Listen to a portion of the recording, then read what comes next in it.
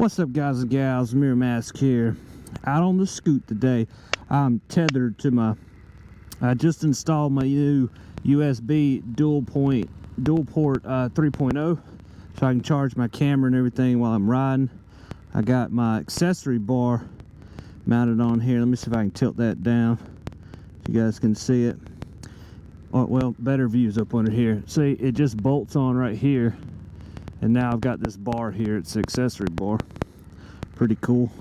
Filled up with gas, ready to go. Yeah, pretty cool. I got a decent length tether on here, so that way I can kind of walk around. Oh man, I already got crap on there.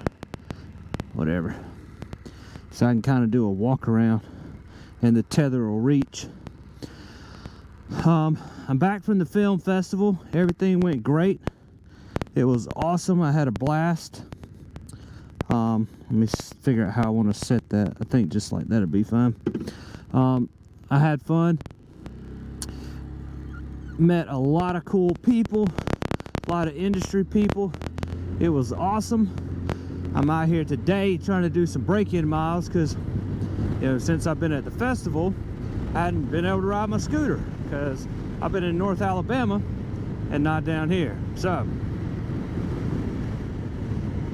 we're going to be out today putting a couple of miles on here, trying to get some break-in stuff done. All right, so I'll tell you a little bit about the festival, right? I did a 4-day vlog on it, and one thing I found out once I got up there is like I could not film anything in or around the festival.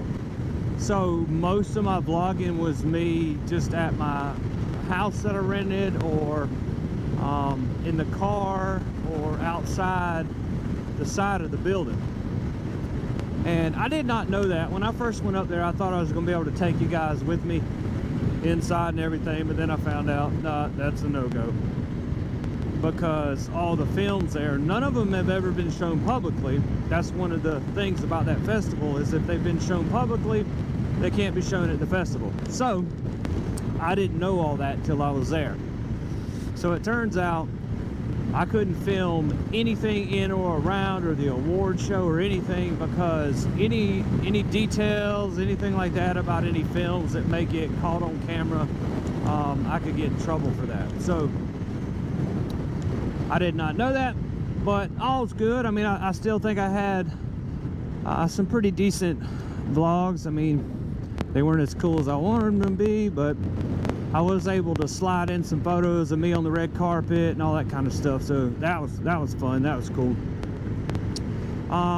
That's the first red carpet I've been to for a movie. Now, in the past, I'd been on one red carpet for music stuff up in Atlanta. Atlanta Underground Music Festival. I hit the carpet there one time, long time ago. This is like back in the early 2000s, early to mid 2000s. But this is the first one for a film, and I tell you, everyone gave us like a standing ovation. It was great. Everyone loved the film. I got some good feedback though, and here's one little thing I'll say. The film crew and actors and director, everyone that showed up for our film, they kept doing this thing, and it kind of annoyed me because they have this idea to possibly do another film, and I wanted to know the feedback from the people.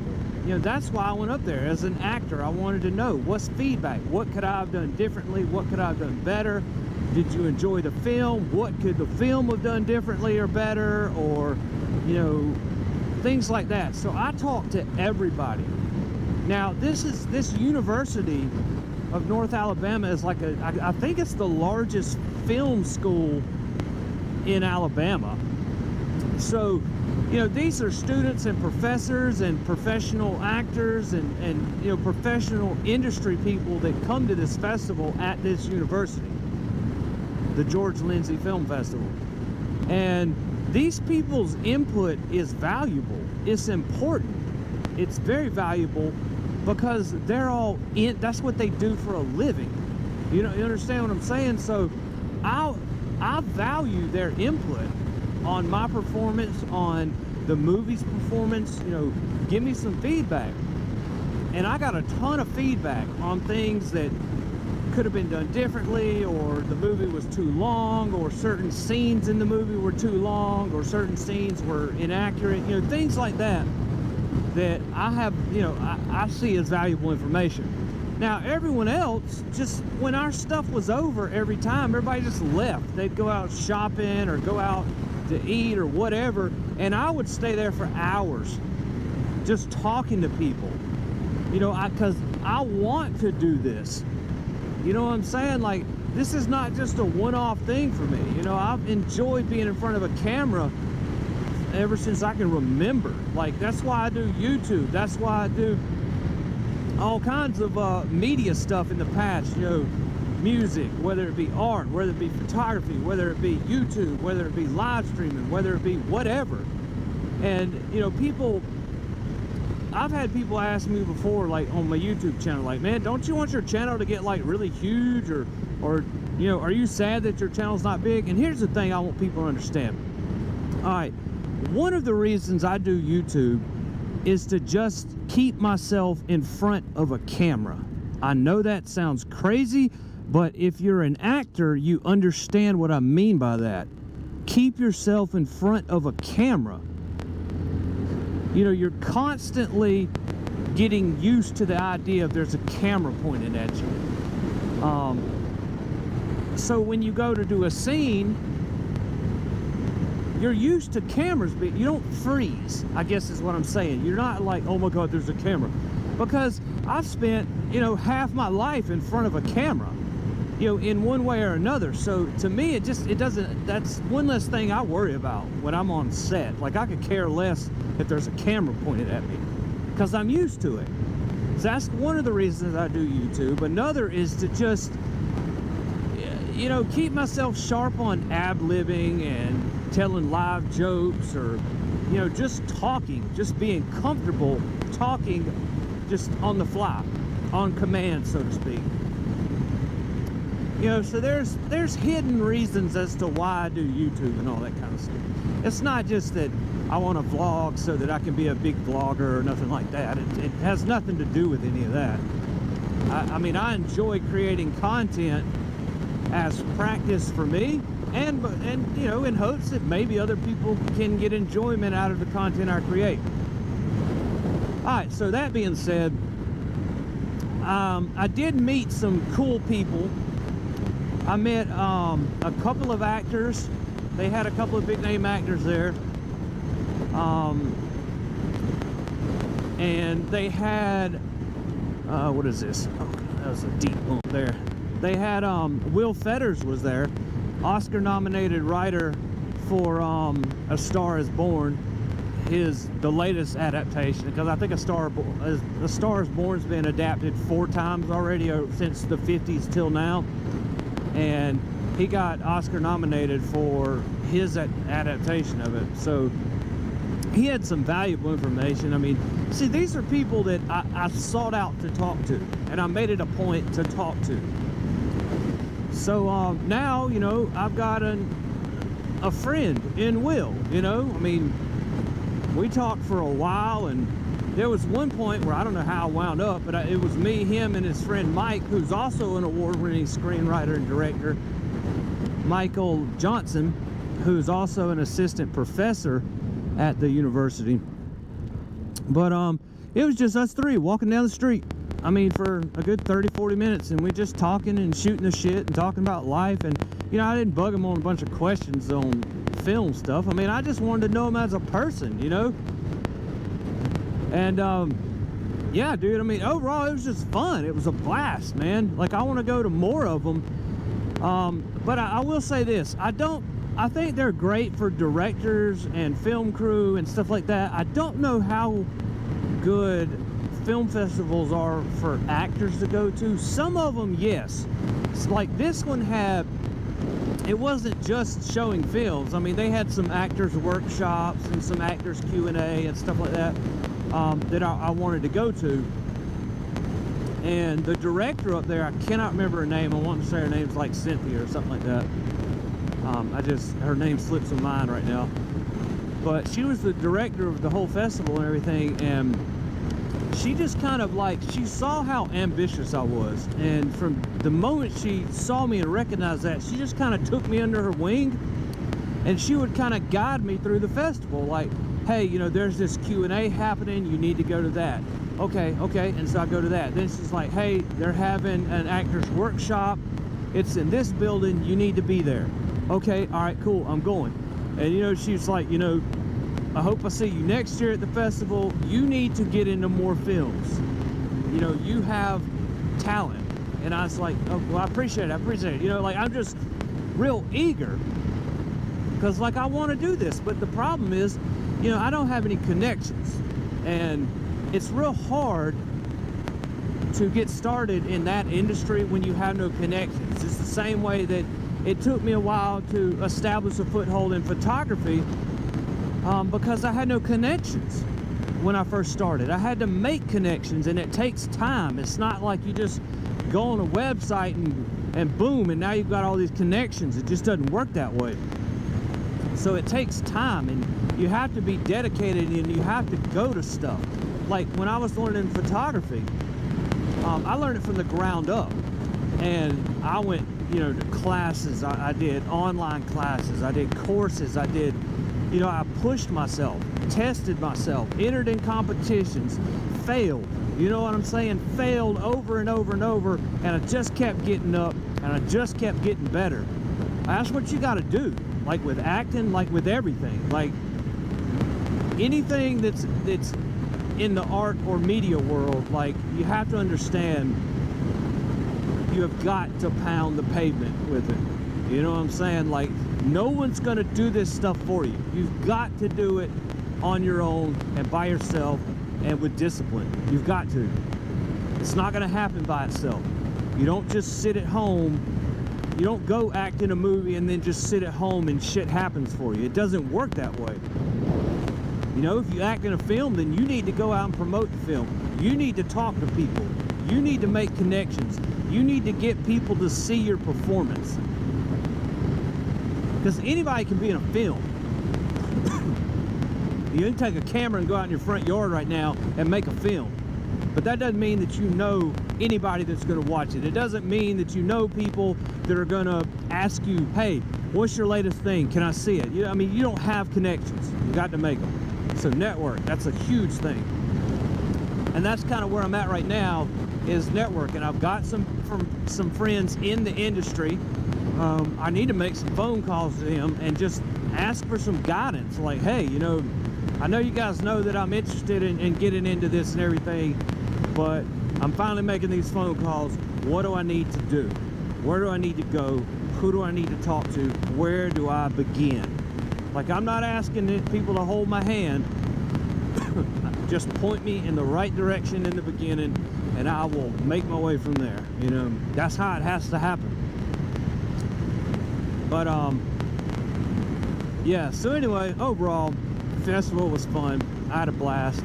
I'm glad to be back on the scoot. It's chilly as hell today. It's like 35 damn degrees.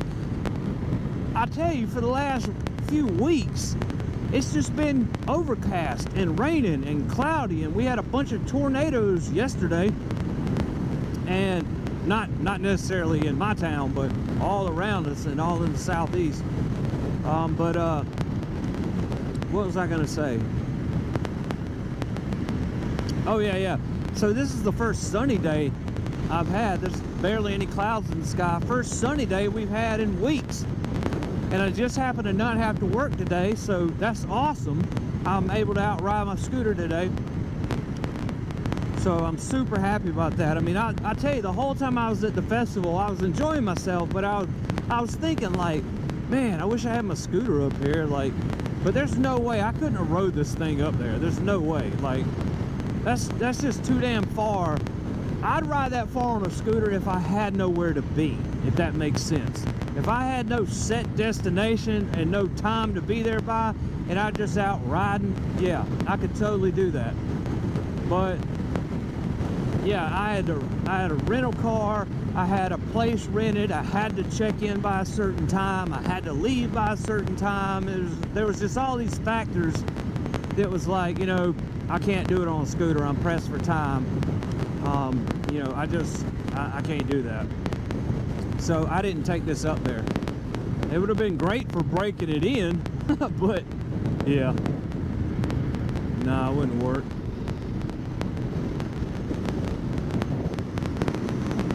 All the buzzards out flying around today. Something must be out there.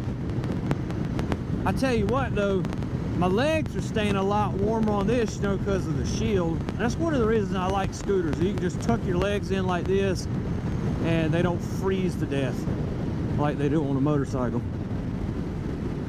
Now I have to be very careful because I don't have a plate on the back of here. I have insurance on it, and I just got my MSO yesterday, but I don't have a tag on here. I have the tag for it, I just don't have it on here yet. And part of the reason is because I don't have any way of mounting it. I've got to get another set because I think I forgot and left them on my XT225. When I sold that, I accidentally left the little screw-on reflector things that I used to, they're spring loaded and they hold your plate on. They screw your plate on. I don't want to use just bolts. I mean, I want something a little bit fancier than just bolts that have springs on them to kind of hold the tag on better. But yeah, I accidentally sold those and left them on, so that sucks. I gotta get a new set of that so I can stick that tag on here. It's the same tag that I had on my XT, so I mean it'll work on here. I just got to go up to the courthouse with the MSO, whichever one you want to call it, same thing, and just have them swap it over to this VIN number, and then it'll be good to go on that. But for the time being, I'm just going to ride around with the tag on the back. I mean, I have insurance on the bike, so everything's cool on that. You know, I'm kind of wondering how much gas this tank holds. I know it says it holds 1.3 gallons, but I put like a whole gallon of gas in here, and it's showing like a half a tank. Maybe the float thing's not working, but it didn't even fill up nowhere near the top. So I'm wondering if that 1.3 gallon tank size spec is not actually accurate. Because you would think 1.3 gallons, you put a whole gallon of gas in there, you would be able to almost fill the tank up. But that wasn't the case, so I don't know. I'll have to check on that. But for the time being, man, I'm just out having fun, riding around, having a blast. And this little scooter is awesome, man. It runs smooth, it's stable. You take your hands off. There's not really, I mean, there's a little bit of vibration from the bouncing, but there's no wobble. I didn't have to adjust anything. I mean, it's just cool, dude. Super nimble, digging it, awesome.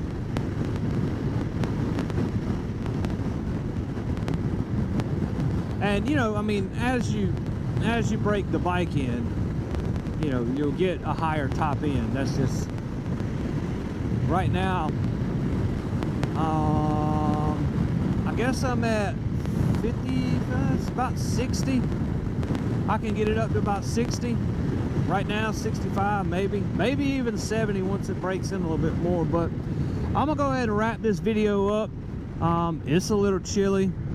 I put, oh hell yeah, I put on what is that, about 15 miles, so that's cool.